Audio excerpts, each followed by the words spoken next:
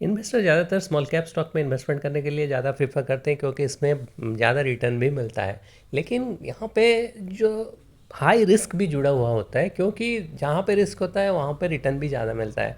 तो ज़्यादातर लोग प्रेफर करते हैं स्टॉक में इन्वेस्टमेंट करने से म्यूचुअल फंड में इन्वेस्टमेंट करने के लिए बेहतर ऑप्शन क्यों रहेगा, क्योंकि यहाँ पे एक तो स्टॉक रिसर्च भी अच्छा मिलता है, साथ ही साथ डाइवर्सिफिकेशन देखने को मिलेगा, एक्सपर्टीज़ का जो फंड मैनेजर एक्सपर्टीज़ इसमें इन्वॉल्व होता है, इसीलिए रिस्क कम हो जाता है।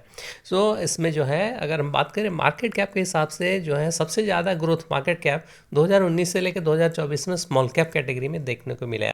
2019 में स्मॉल कैप कैटेगरी के स्टॉक में जो मार्केट कैप था वो 73 लाख करोड़ था, लेकिन 2024 में वो पहुंच गया 72 लाख करोड़। सो ये जो ग्रोथ है 28% CAGR के हिसाब से ग्रो किया है इसका मार्केट कैप, जबकि लार्ज कैप का मार्केट कैप 19% के हिसाब से ग्रो किया है। स्मॉल कैप से मिड कैप में कन्वर्ट हुए हैं बहुत सारे कंपनी, जैसे 2019 की बात करें 2010 से 2015 के बीच में 54 कंपनी जो स्मॉल कैप कैटेगरी से मिड कैप में कन्वर्ट हुए हैं, जबकि 2020 से 2024 के बीच में 86 कंपनी जो स्मॉल कैप कैटेगरी के थे वो सारे जो है मिड कैप में कन्वर्ट हुए हैं। यानी लार्ज कैप मिड कैप से स्मॉल कैप से मिड कैप ज़्यादा स्टॉक्स कन्वर्ट हुए हैं, ज़्यादा कंपनीज कन्वर्ट हुए हैं, क्योंकि उनका मार्केट कैपिटलाइजेशन बढ़ा है इसी दौरान।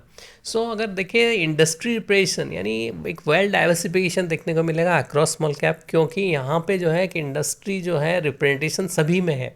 आप देखोगे लार्ज कैप में बेसिक इंडस्ट्री में 47 स्टॉक्स है, 47 कैटेगरी के स्टॉक्स है, जबकि इंडस्ट्रीज़ के हैं, जबकि मिड कैप में 73, जबकि स्मॉल कैप में 93 रिप्रेजेंटेशन है इंडस्ट्री, अलग अलग इंडस्ट्रीज़ के। इसके चलते जो है इसमें आप देखें 60 to 100% जो है लार्ज कैप जो है कुछ 6-7 सेक्टर का रिप्रेजेंटेशन है, जबकि इसमें जो है 37% तक जो है आपका अलग अलग सेक्टर में है। इसीलिए एक वाइड डाइवर्सिफिकेशन देखने को मिलेगा इस सेक्टर के अंदर, यानी स्मॉल कैप कैटेगरी के अंदर।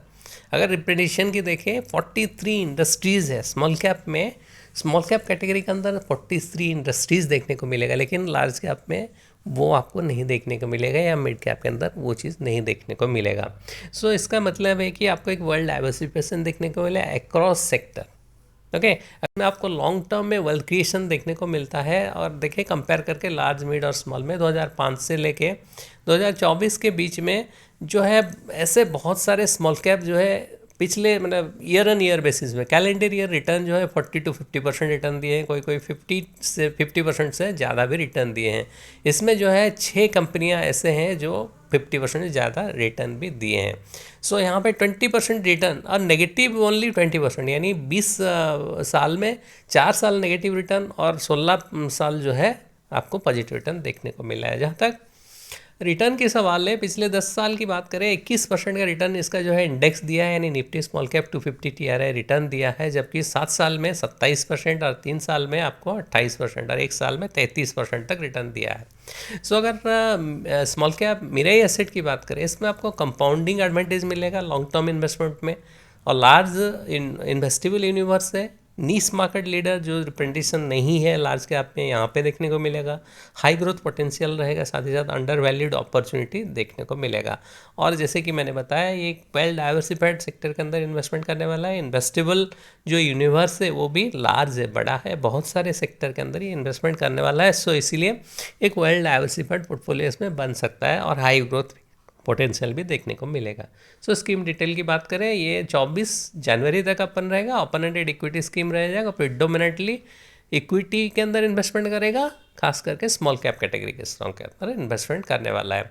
सो इसमें जो है benchmark Nifty small cap 250 TRI, SIP आप मिनिमम अमाउंट जो है 99 से शुरू कर सकते हैं, और लमसम जब इन्वेस्टमेंट करेंगे तो 5,000 रुपये आपको इन्वेस्टमेंट करने होंगे, और इसका जो है एग्जिट लोड नील है। इसमें वेरी हाई रिस्क हो सकता है। जो इन्वेस्टर लॉन्ग टर्म में कैपिटल एप्रिसिएशन चाहते हैं, जिनको लॉन्ग टर्म यानी 5 साल से ऊपर इनका होराइजन है, इसके अंदर इन्वेस्टमेंट कर सकते हैं। इस फंड के अंदर इन्वेस्टमेंट करने से पहले अपना फाइनेंशियल एडवाइजर से एक बार सलाह जरूर लें।